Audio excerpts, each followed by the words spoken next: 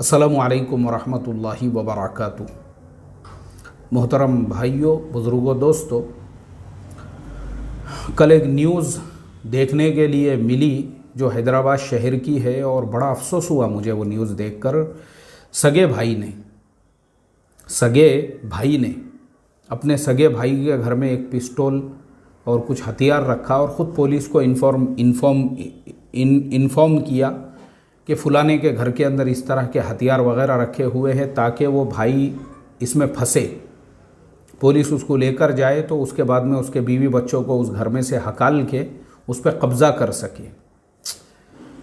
मोहतरम दोस्तों, मुझे इतना अफसोस होता है, ये मुसलमान जो आज भारत के अंदर, देखो ये मुसलमानों पे जो जुल्म है या मुसलमान जो इतने जलील हो चुके हैं, मुसलमानों को देखते ही लोगों के दिलों में जो नफ़रतें पैदा हुई है और जो पूरे सोशल मीडिया पे मुसलमानों को गालियां दी जाती है और जो मुसलमानों को यहाँ सेकंड दर्जे के से भी बदतर हालत आज हो चुकी है, उसका एक सबसे बड़ा रीज़न यही है कि ख़ुद मुसलमानों के जो अमाल है ना, देखो कुरान में तो अल्लाह ने फरमाया वमा असाबकुम मिन मुसीबतिन फबिमा कसबत ऐदीकुम, जो हालात आते हैं ना, हालात ये अमल का नतीजा है। ये ऐसे अमाल है मुसलमानों के।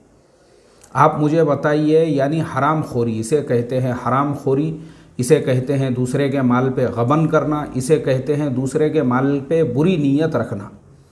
और आज एक बहुत बड़ी तादाद ऐसे लोगों की, कर्ज़ा जो लोग लेते हैं ना, उनका लेने का मकसद भी यही होता है, लो और खा जाओ, लो और खा जाओ। और मैंने जैसा आपको इससे पहले बताया, इसमें दीनदारों का भी, यानी जो लोग दीनदारों के जैसे जुब्बे पैजामे कुर्ते पहनने वाले हैं, ऐसे लोगों की एक बहुत बड़ी तादाद आपको मिलेंगी जिन्होंने इसी को धंधा बनाया हुआ है। और बहुत से ऐसे हैं जो, अगर आप समझो, अब जी ऐसा आप मेरे से जो है मानूस हो गए, मेरा बयान वगैरह सुन के, और आप मेरे से मुतासिर हो गए, तो इस टाइप के भी बहुत सारे लोग हैं कि जब देखे कि भाई पब्लिक अपने से जुड़ रही है तो उनके नंबर लेने का। और रफ़ीक भाई क्या करते आप? मैं इन्फोसिस में जॉब करता हूँ, माशाल्लाह माशाल्लाह। अच्छा, हज़रत आपका नंबर देंगे? हाँ, लो ना मेरा नंबर।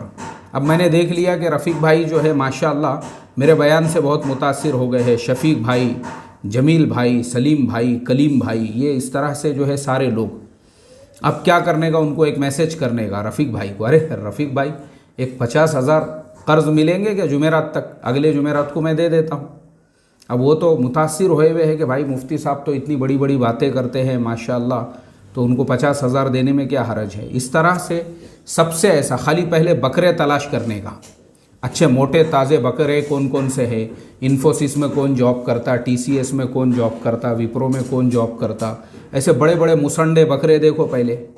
और ऐसे बकरे तलाश करने के बाद, और ये जो भोले भाले लोग हैं, देखो आज लोग जो है ना दीन से जो बज़्ज़न हुए हैं इंडिया के जैसे मुल्कों में, वो हमारे जैसे दीनदारों की वजह से, कर्ज़े लेके खाने वालों की वजह से, और अपने मसनदों का गलत इस्तेमाल, अपने मिंबरों का गलत इस्तेमाल, अपने जगहों का, अपने सनदों का, और अपने जो है डिग्रियों का, और अपने साथ में जुड़े हुए अलक़ाब का गलत इस्तेमाल करने वालों की वजह से ये नौजवान बज़्ज़न हुए हुए हैं। और इनमें बहुत सारे जो अहले हदीस बन गए या बहुत सारे जो सलफ़ी बन गए, वो इसीलिए क्योंकि पहले वो मेरे साथ में, हमारे जैसों के साथ में जुड़े हुए थे, लेकिन उन्होंने देखे कि भाई मुफ्ती अकबर हाशमी के जैसे जो लोग हैं अपने आप को जो है वो फुलानी जमात का कहते हैं और वो जो है बड़ी बड़ी बातें करते हैं उस लाइन की, लेकिन इनके मामलात तो सही नहीं हैं।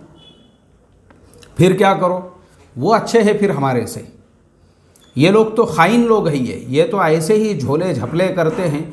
और इसका रीज़न है, इसका रीज़न इसलिए है क्योंकि लेने के बाद में जो हमारा एटीट्यूड रहता ना, लेने के बाद में, मतलब उसमें आजीज़ी इनके सारी एक पैसे की भी नहीं रहती, एक आने की भी आजीज़ी नहीं है। यानी तुमने जब किसी से, मान लो मैंने रफ़ीक भाई से पैसे लिया और जुमेरात आने के बाद रफ़ीक भाई ने मुझे मैसेज करते ही मैं उनको बोलता हूँ अरे अगले जुमेरात को देता, मैं महीने भर के बाद में देता हूँ, मेरे एटीट्यूड में कोई भी तब्दीली नहीं।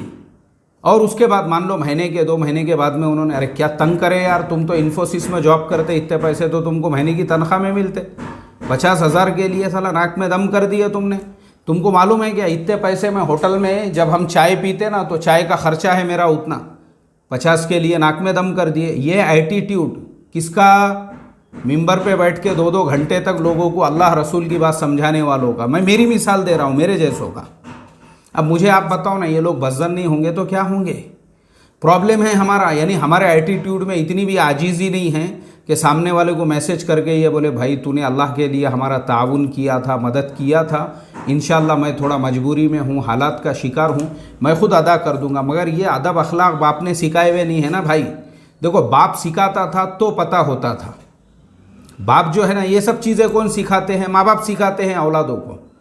तो ये तरबियत अगर सही से होती थी ना तो फिर सामने वाले को जवाब देते थे, रिप्लाई देते। ये हमारा मसला है। देखो ये जो है ना दूसरे के पैसे लेके खाने का, गबन का, और इस तरह से जो है यानी सामने वाले को जवाब देने को भी तैयार नहीं है। ये अखलाक यही इसी वजह से मैंने जो है ना, मैं हमेशा एक बात बोलता हूँ कि मेरे पास में लोगों ने ऑफ़र करे आके, यहाँ आके मेरे ऑफिस में आके मुझे ऑफ़र करे कि बोले मुफ्ती साहब आप जो है ना लोगों को यानी लोगों की मदद का एक, जैसा आप अभी हम फाउंडेशन से जैसे पेंशन देते हैं वैसे आप जो है ना एक ऐसा भी सिस्टम शुरू करो कि भाई जो बेरोज़गार है या जिनको कर्ज़े की ज़रूरत है या जिनके वहाँ शादी का मसला है, ऐसे लोगों को भी हम कुछ ताउन करेंगे।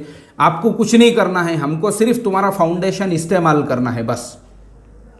आप चंदा वंदा मत करो, हम आपको साल का 10 लाख रुपये फ़ंड देंगे उसके लिए। मेरे पास मौजूद है, वो लोग हैं जो साल को आराम से इनकम टैक्स वगैरह भरते हैं, बोले इससे हमको इनकम टैक्स में सहूलत मिलेगी, यानी उनका इस तरीके से लोग देने को तैयार है। लेकिन मैंने दोनों हाथ जोड़ के बोला, मैं बोला मुझे नहीं करना है ये।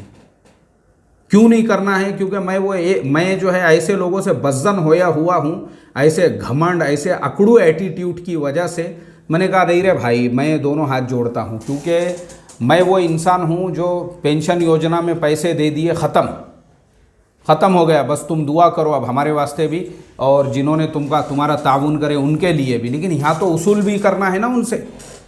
ये मेरे बस की बात ही नहीं है किसी को मैसेज करना और उनको पीछे पड़ना और उनको 10-10 मरतबा, मतलब उनके घर पे भी 10-10 मरतबा जा रहे तो पता चल रहा घर में पलंग के नीचे छुप के बैठ गए हुए हैं जोरू बच्चे, आके बोल रहे नहीं हैच नहीं बोले यहाँ पे। ये धंधे मुझे नहीं आते। मैं बोला ऐसे धंधे, ये जो लोगों के घरों पे उसूली करते फिरना और घूमना जो है ना, ये अपने बस की बात नहीं है। वो 10 लाख रुपये तुम जला दो उधर ले जाके, मुझे नहीं, मगर हमको जो है नहीं बांटने का हमारे फाउंडेशन के अंडर इसमें कोई ज़रूरत नहीं है। मैं बोला हमको, क्योंकि हमको लेना याद है, देना मालूम ही नहीं है। प्रॉब्लम है, मैं बोला ये समाज का प्रॉब्लम है। जब लेंगे आजीज़ी इनके सारी सब करके, मगर उसके बाद जो घमंड और जो एटीट्यूड है ना, वो फिर यानी ऐसा लग रहा जैसा कि हमने तुम्हारे ऊपर, यानी तुम कर्जा लेके तुमने हमारे ऊपर एहसान किया हुआ है। तो यहाँ इंडिया में तो मेरी ये 2 रिक्वेस्ट है। एक तो पहले तो खुद हमारे ऐसे लोगों से देखो ये वाक़या कि दूसरे की का माल खाने की नीयतें ख़राब, इसीलिए यहाँ जितने भी लड़ाई झगड़े हैं, मुझे जो लोग मैसेजेस करते रहते ना, भाई ने कब्ज़ा कर दिया, भौनई ने कब्ज़ा कर दिया, साड़ू ने, ये सब सिर्फ इसलिए है क्योंकि तुमको इस्लाम पता नहीं है। भले तुम्हारे नाम पे इस्लाम के बड़े बड़े अलकाब लग गए हुए हो, तुम इंडिया के, तुम्हारे बाप दादा इस मुल्क के कन्वर्टेड और रिवर्टेड मुसलमान हैं, इतना याद रखो।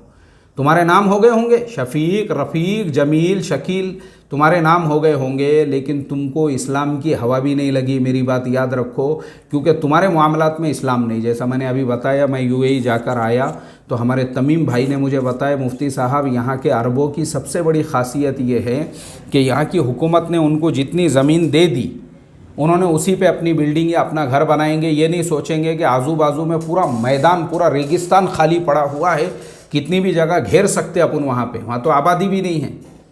लेकिन वैसा नहीं, जितनी दिए उतने में ही कंस्ट्रक्शन करेंगे, ये है बोले। इसीलिए अल्लाह ने ये कौमों को इतना नवाजा। और हमारे यहाँ हार्ट के मरीज़, हमारे यहाँ पे ब्लड प्रेशर के पेशेंट, शुगर के पेशेंट, हमारे यहाँ पे सूरतों पे रौनक नहीं, दलींदरी, और जो है आंखें अंधे हो जा रहे, ऐसे मोटे मोटे जो चश्मे लग रहे ना, उसका सिर्फ यही रीज़न है कि तुम्हारी नीयतें ख़राब है, तुम्हारे अंदर आजीज़ी नहीं, तवाज़ु, घमंड ऐसा कूट कूट के भरे हुआ है। तुम्हारा जो नफ्स है ऐसा सूअर के जैसा मोटा हो गया हुआ है। सिर्फ तुम्हारी बातों के अंदर अल्लाह और रसूलुल्लाह और दीन और ईमान और तक़वा और लिल्लाहियत, ये सिर्फ तुम्हारी बातों में है बस। तुम्हारे अंदर अगर आजीज़ी इनके सारी, इसीलिए ये सारी चीज़ें हैं इस मुल्क के अंदर। अल्लाह हिफाजत फरमाए। तो यहाँ नीयतें ख़राब है तो अल्लाह हिफाजत फरमाए। तो इसके लिए मत करो भाई, यहाँ पे जो है ना, ये इस तरह से लोग ऐसे हैं यहाँ पे, तुम्हारा एहसान लेकर भी वो तुम्हारे को गालियाँ देंगे, तुम्हारी ही गीबतें करेंगे, तुम्हारी मतलब तुम ताउन करके अगर तुमको जलील और बदनाम होने का है तो पैसे बांटते बैठो फिर, और तो ऐसे इनकी मदद करो। अल्लाह हिफाजत फरमाए। ये वाक़ये से हमको यही सबक मिलता है। अल्लाह हमको समझ अता फरमाए। अस्सलामु अलैकुम व रहमतुल्लाहि व बरकातुहू।